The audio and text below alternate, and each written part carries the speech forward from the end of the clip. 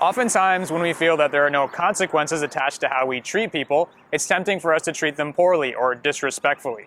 But the problem with that is people always remember how you treat them, so that can and will catch up to you in the long term, if not in the short term.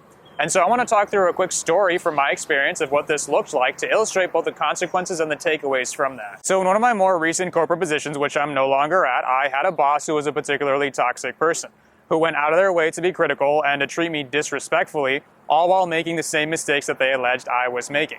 And I theorized that part of the reason they did that was because they thought to themselves, hey, I'm this guy's boss, so there's nothing he can do about it, so I might as well treat him disrespectfully because I can get away with it.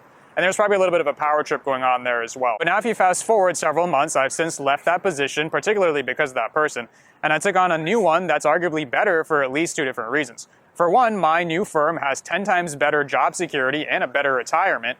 But more importantly, the nature of the work that we do is one in which my firm could very well end up being a client of the company that I used to work for, which in effect would make me my former boss's boss. So in other words, I have value to offer. So if ever my former boss wanted a connection that they could use to get into my organization, then I would be the person to come to for that.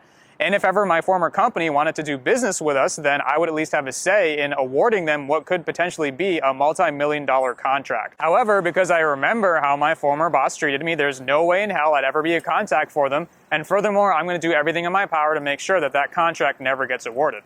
But if they had treated me better, then things would likely be different and would be paying off right about now. So there are at least two key takeaways from this. Number one, treat people respectfully regardless of what walk of life they come from or what position they're in relative to yours. Whether you're their boss or if it's a waiter at a restaurant or a janitor or something, because you never know what position someone might end up in the future relative to you. And if you need something from them, but you treated them poorly when you had an advantage over them, then they're more than likely not going to be willing to oblige you. And number two, if ever anybody asks you for your help or your support, then you should offer it up without asking for anything in return or expressing any hesitation.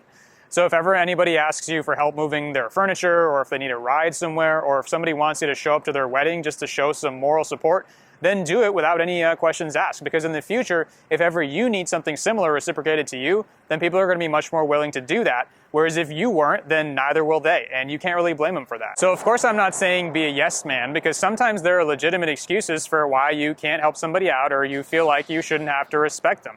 Like in the former, for example, if there are logistical complications, then that's okay. Or if in the latter, if somebody doesn't respect you, then there's no reason for why you should have to continue to respect them.